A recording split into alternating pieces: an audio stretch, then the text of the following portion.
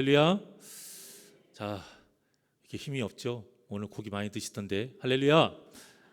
옆 사람과 인사하실까요? 예수 안에서 눈을 뜨시오.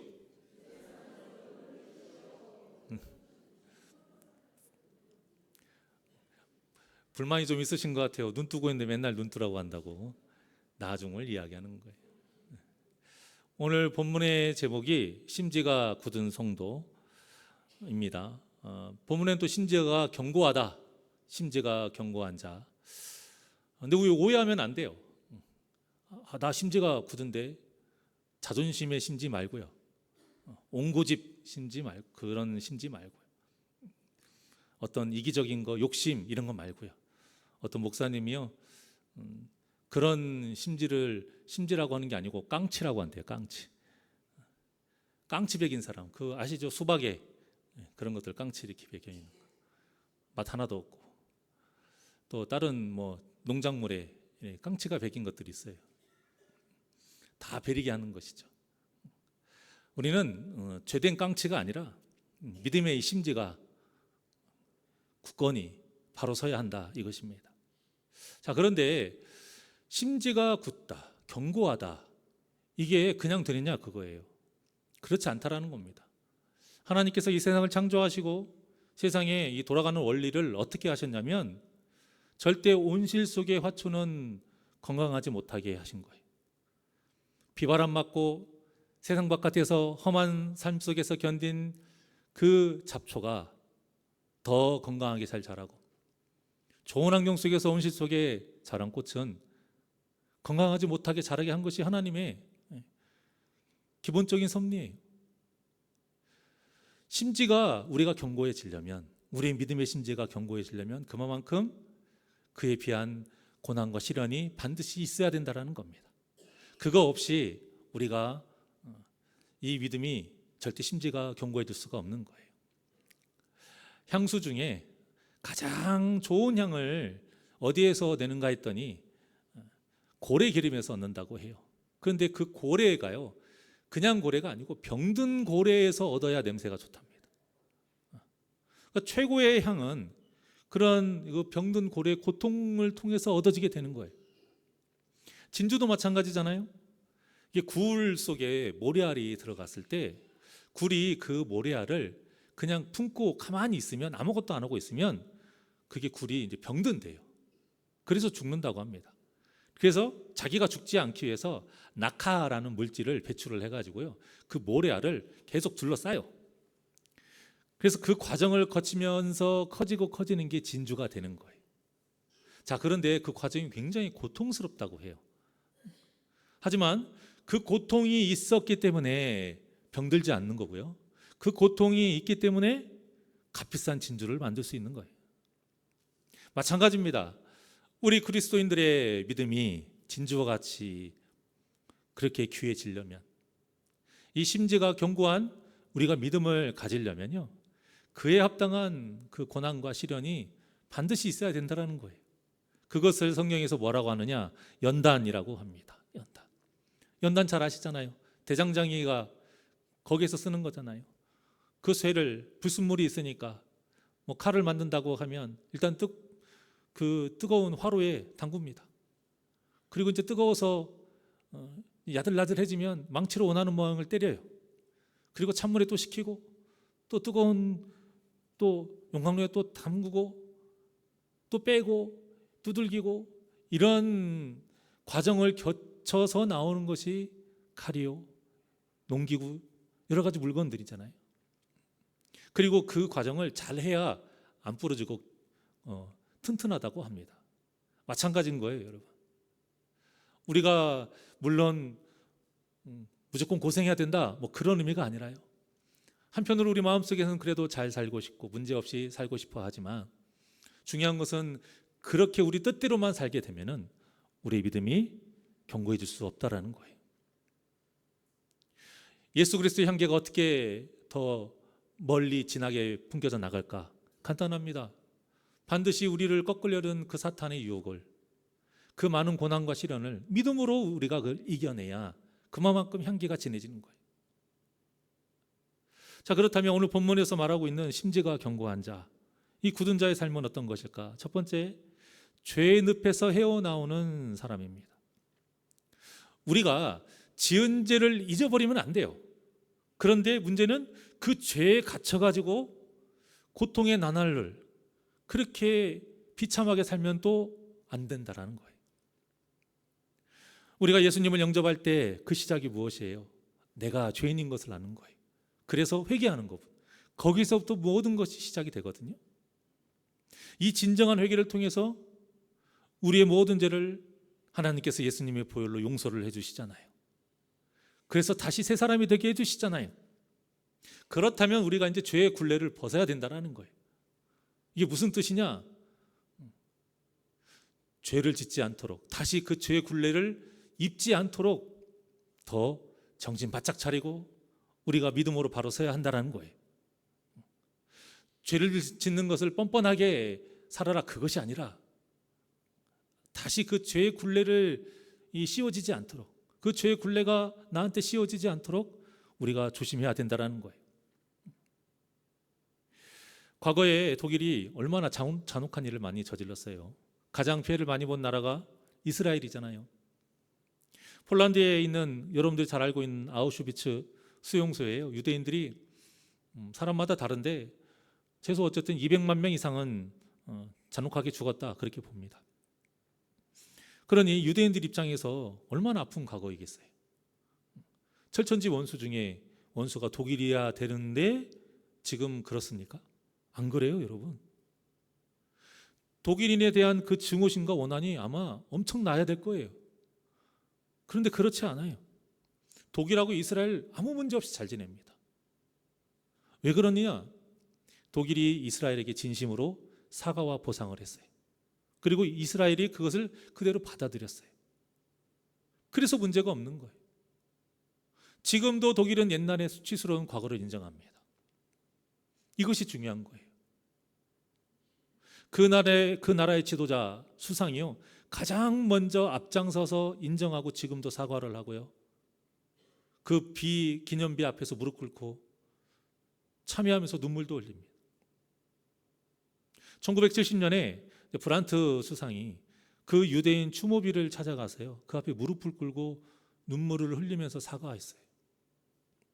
또 이스라엘과 이제 수교 40년을 기념해서요, 독일의 이제 쾰러 대통령, 좀 불명예스럽게 퇴임하고 이제 지금은 세상에 없지만, 그 쾰러 대통령이 이스라엘을 방문해서요, 의회에서 연설할 때 눈물을 흘리면서 사죄했습니다. 그때 이스라엘 의원들이 그 사죄를 그대로 받아들이고 다 기립해서 박수를 치면서 그 사과를 받아준 거예요.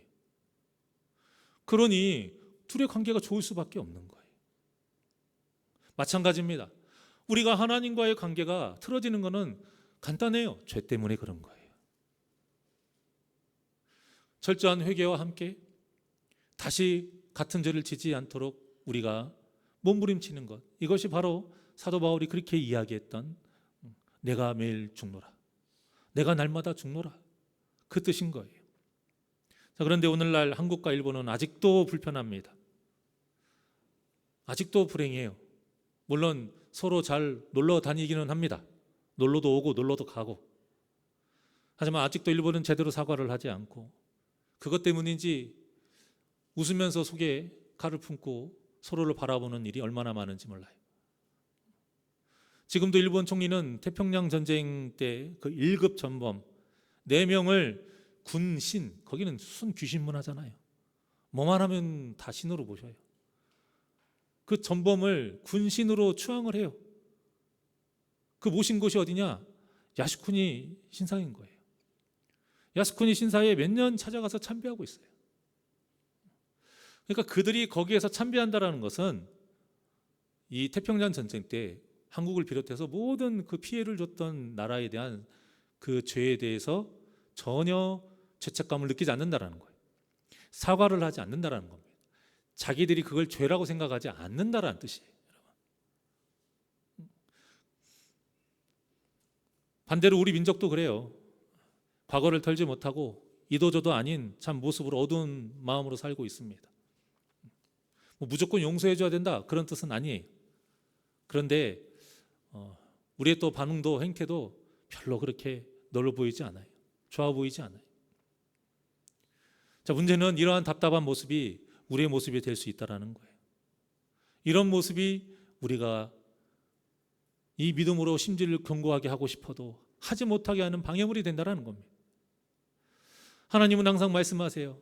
우러나 저러나 치우치지 말아라. 오직 표대를 향하여 강하고 담대하게 나아가라. 그것이 바로 심지가 견고한 성도, 심지가 굳은 성도인 겁니다. 그러려면 어떻게 해야 되느냐? 그 과거에 지은 죄에 매여 있지 말고, 그 아픔에 매여 있지 말고 철저하게 회개하고 하나님께서 용서해 주심을 믿고 다시 그러한 죄를 통해서 하나님과의 관계가 틀어지지 않도록 참된 소망을 가지고 나아가야 되는 거예요. 그래야 우리가 심지가 견고한 자로서 우리가 살아갈 수 있는 것입니다. 또 심지가 견고하고 이 굳은 자로서 사는 삶은 무엇이냐? 목적이 분명한 삶이에요. 하나님께서는 이사야 선지자를 통해서 친히 통치하시는 새 왕국, 그 새 왕국에 대한 아름다운 비전을 오늘 본문에서 지금 제시하고 있는 거거든요. 유대인들이 얼마나 죄를 지었는지 바벨론이라는 막대기를 통해서 이제 그들을 멸하십니다. 하지만 그것이 끝이 아니에요. 70년 동안 이스라엘 땅에는 온전히 회복할 수 있는 다시 이제 기회를 주는 거예요. 희년인 것이죠. 그런 회복의 그 시간을 일부러 갖게 하시고 이스라엘 백성들은 바벨론 포로로 이제 끌려가게 하셔서 하나님의 은혜가 얼마나 귀한지를 몸소 깨닫게 하십니다. 우리가 마저 봐야 정신을 차리잖아요. 그렇죠? 군대 가서 좀 힘든 건 경험을 해봐야 우리가 사회에서도 좀 뭐라도 할 수 있잖아요. 여성분들은 아직 모르시니까. 근데 여성분들은 군대 안 가도 아이 낳고 출산하는 거 얼마나 힘듭니까? 그리고 또 집에 큰아들 다 있잖아요.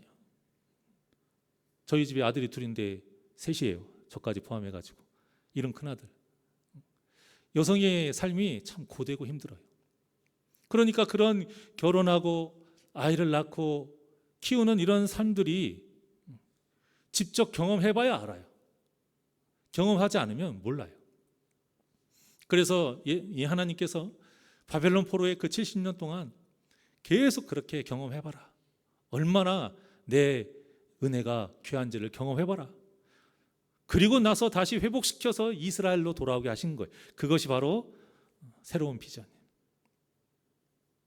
그래서 이제 유다 백성들은 포로의 삶 속에서 절망하는 것이 아니라 택함 받은 자로서 그 하나님께서 약속하신 그 새 왕국, 그 소망을 바라보면서 이제 살아가게 되는 거예요.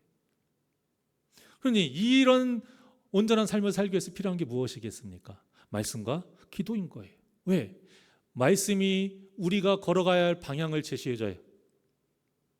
기도는 그 길을 끝까지 걸어갈 수 있도록 힘을 주는 것이 기도예요. 그러니까 우리가 한번 생각해 봐야 돼요. 기도를 했는데 힘이 안 나. 기도를 했는데 위로가 되질 않아요. 그러면 뭘 해야 될까요? 더 기도해야죠. 아니면 점검을 해봐야 돼요. 내 기도가 하나님이 원하시고 기뻐하시는 기도인가? 주파수가 맞지 않으면 그 기도는 헛된 메아리니까요. 기도가 뭐라고 했습니까?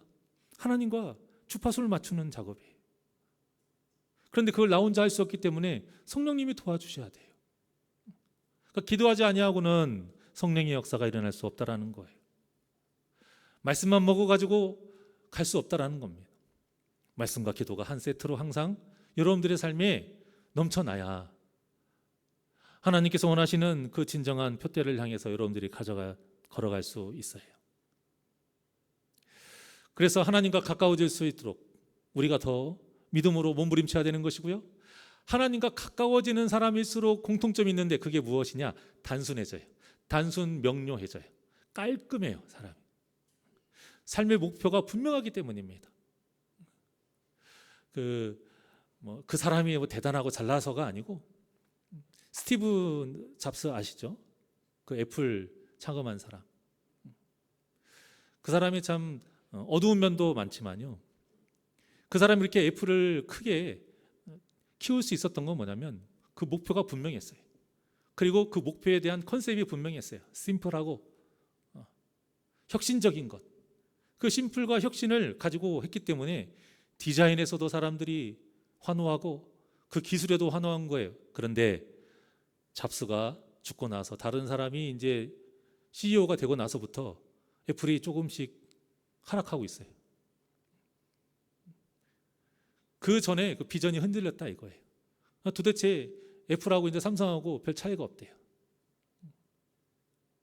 세상에서도 이렇게 말을 하는데 우리 영혼이 죽고 사는 문제에서 이 삶의 목표가 분명하지 않으면 여러분 우리 삶이 절대 깔끔할 수가 없어요.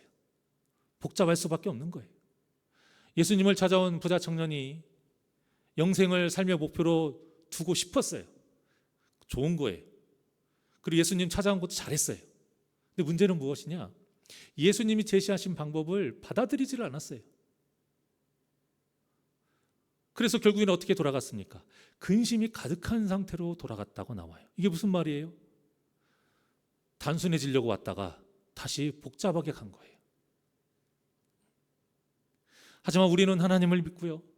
그분이 주시는 그 하나님 나라의 그 삶의 비전을 가지고 살기 때문에 우리는 삶이 단순해져야 되고 명료해져야 되고 분명해져야 돼요. 신앙생활하면서 뭔가 복잡하고 뭔가 어지러운 것은 다른 것에 지금 정신 팔려 있기 때문에 그래요. 하나님 나라를 향한 이 소망보다 다른 것에 대한 소망이 더 커서 그런 거예요. 우리 이 신앙이 주는 그 은혜가 바로 이것입니다. 예수님께서 말씀하셨죠. 세상이 주지 못하는 참 평안을 주리라. 도대체 그 평안이 무엇이냐?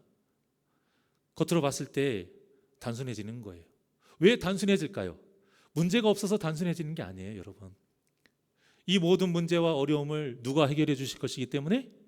하나님이 해결해 주실 것이기 때문에 이 믿음이 있어서 단순해질 수 있는 거예요.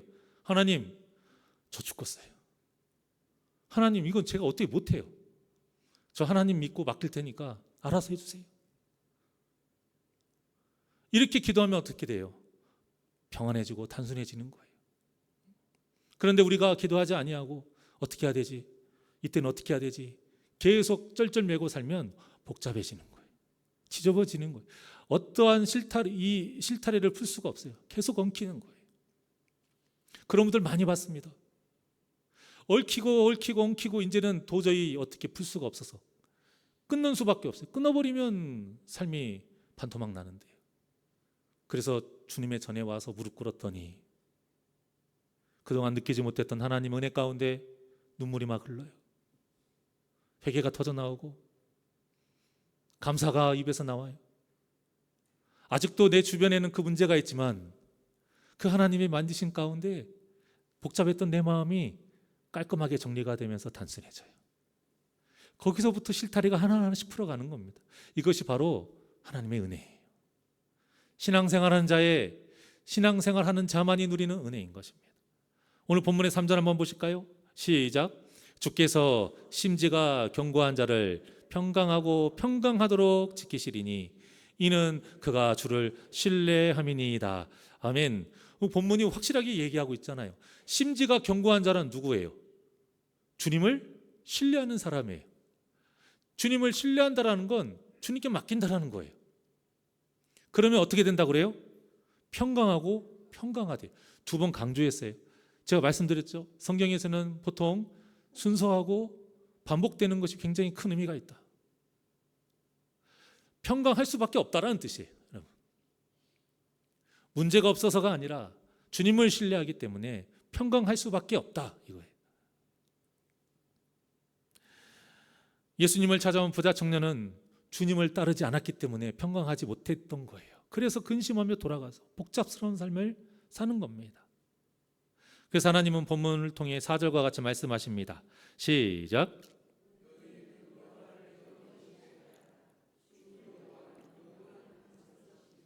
아멘.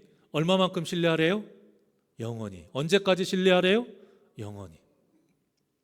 영원이라는 것은 여러분 기간만을 이야기하는 게 아니고 크기도 이야기하는 거예요. 이것만 하라는 거예요. 이것만. 여호와만을 신뢰하라 이거예요. 영원히. 다른 생각하지 말라는 겁니다. 복잡하게 살지 말라는 거예요. 오직 영원한 반석이신 하나님만을 영원히 신뢰하면 된다 이거예요. 반석이라는 것은 위급할 때 도피하는 피난처라는 뜻도 있고 흔들림 없는 굳건한 요새라는 뜻도 있어요. 그런데 그냥 반석도 아니고 어떤 반석이래요? 영원한 반석이래요. 우리가 흔히 만세반석 그런 찬양 있잖아요. 그것입니다.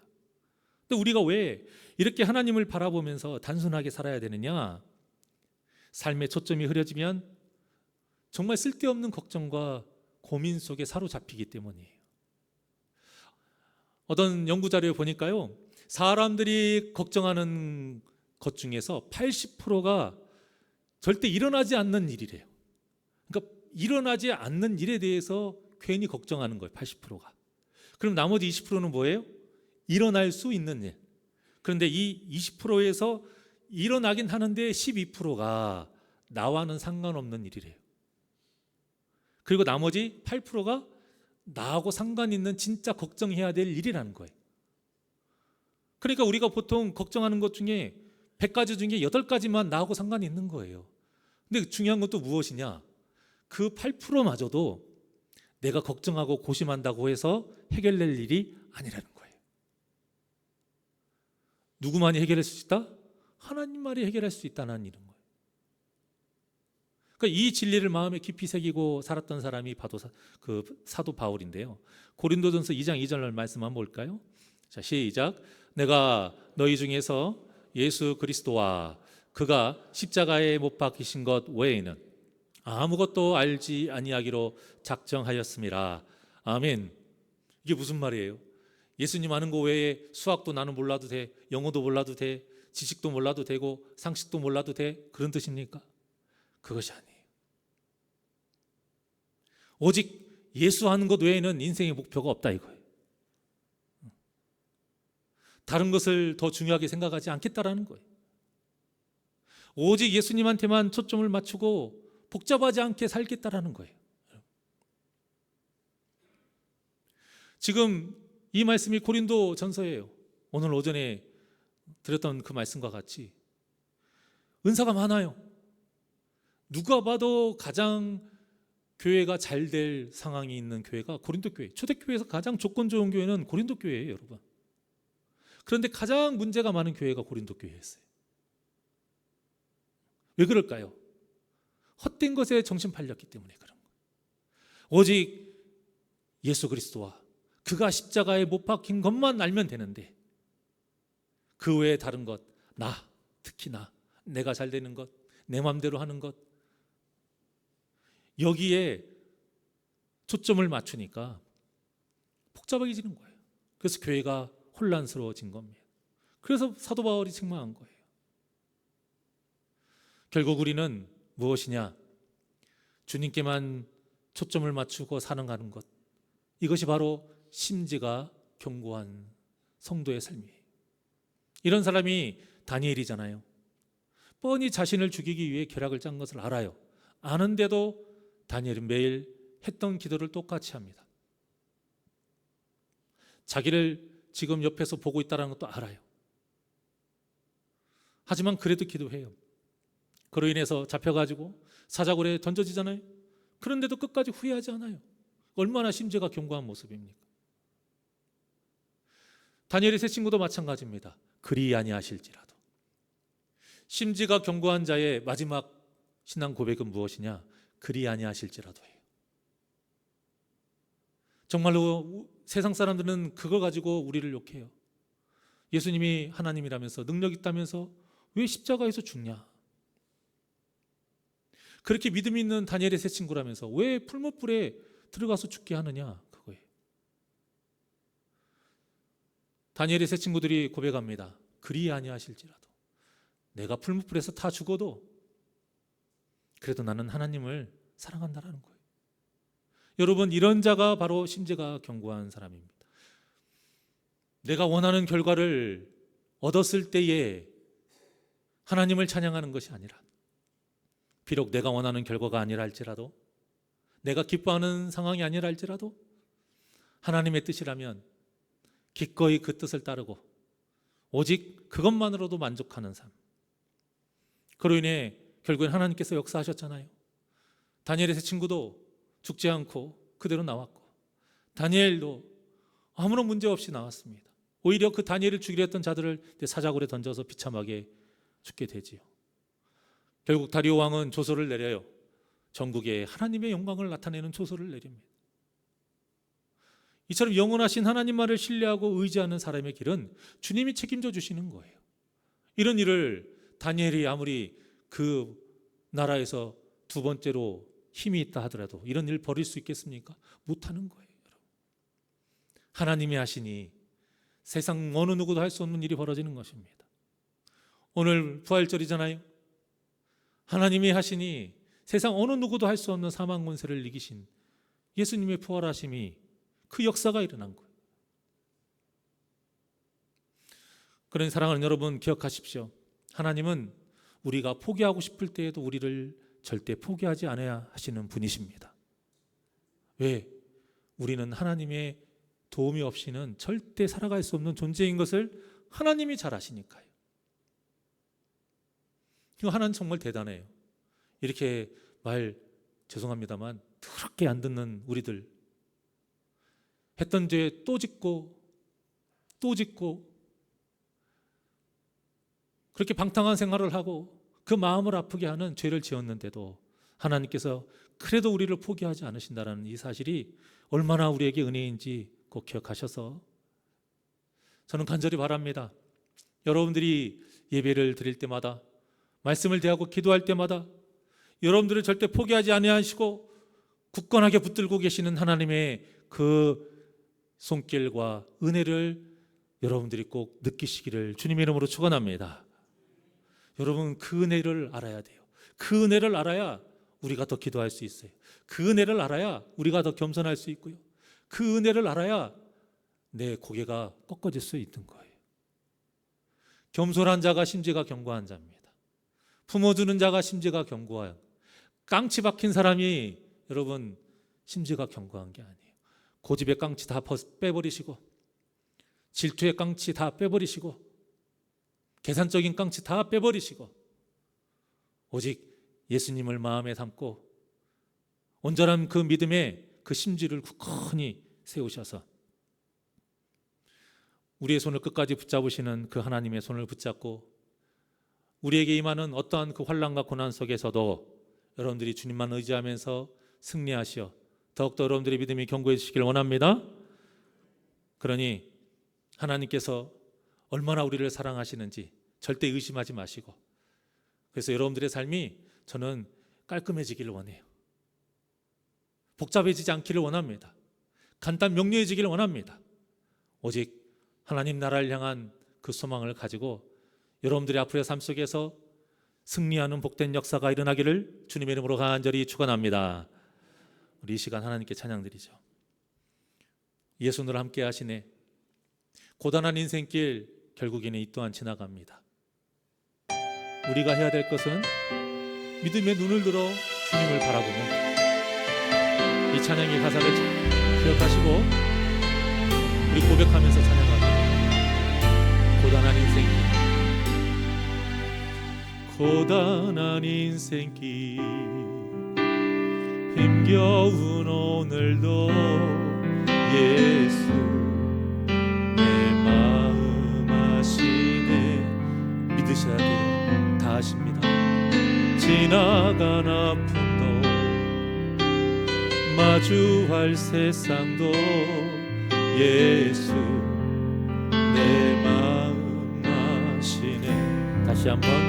고단한 인생길, 고단한 인생길, 힘겨운 오늘도 예수 내 마음 아시네.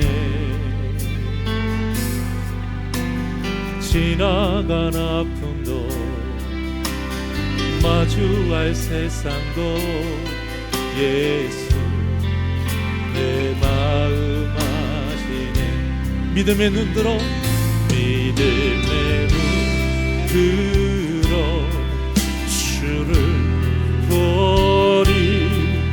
이 또한 지나가리라.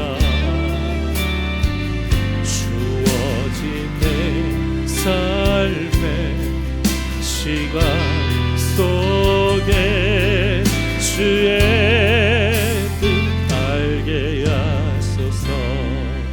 우리 두 손을 가슴에 얹고 하루를 살아도 기쁨으로 삽시다. 기쁨으로 예수님이 함께 하시기 때문에. 예수 늘 함께 하시네. 후회도 염려도 온전히 주님께 맡기세요. 온전히 맡기리. 예수 늘 함께. 믿음의 눈을 들어 주님을 바라보십시오. 믿음의 눈 들어 주를 보리. 이 또한 지나가리라. 주어진 내 삶에, 주어진 내 삶의 시간 속에 주의 뜻 알게 하. 믿음의 눈 들어, 믿음의 눈 들어 주를. 이 또한 지나갑니다. 이 또한 지나가리라. 주어진 내 삶의 시간 속에 주의 뜻 알게 하소서. 믿음의 눈 들어 주를 보리. 이 또한 지나가리라. 주어진 내 삶의 시간 속에 주의 뜻 알게 하. 믿음의 눈 들어, 믿음의 눈 들어 주를 보리. 이 또한 지나가리라. 주어진 내 삶의 시간 속에 주의 뜻 알게 하. 믿음의 눈 들어, 믿음의 눈 주님만을 봅시다. 주를 이 또한 지나갑니다. 이 또한 지나가리라. 주어진 내 삶의 시간 속에 주의 뜻 알게 하소서. 주의 뜻 알게 하소서. 주의 뜻 알게 하소서. 주의 뜻 알게 하소서. 기도하시겠습니다. 언제나 우리 곁에서 우리를 붙들어 주시는 임마누엘의 하나님 아버지, 절대 우리를 포기하지 않으시고 고와 같이 내버려 두지 아니하시는 그 하나님의 은혜를 늘 기억하며 잘못된 세상길로 빠지지 않게 하여 주시옵시고, 오직 하나님 나라의 소망을 가지고 생명의 부활을 위해서 믿음의 그 심지를 견고히 세우며 나아가는 복된 심령들 되게 하여 주시옵소서. 말씀을 먹으며 항상 그 푯대를 향해 나아가게 하여 주시옵시고, 내물할 수 없게 기도하며 성령님의 도우심 가운데 오직 주님만을 의지하며 이 믿음의 선한 싸움에서 늘 승리하는 우리 새날교회 심령들 되게 하여 주시옵소서. 한 주간도 이 세상으로 나아갈 때에 모두 다 십자가의 군사라는 걸 기억하게 하여 주시옵시고, 삶의 모든 순간순간 하나님이 어떤 것을 원하시는지 늘 기억하며 거룩한 선택을 하며 하나님을 기쁘시게 하는 복된 심령들 되게 하여 주시옵소서. 감사하며 예수님의 이름으로 기도하옵나이다. 아멘.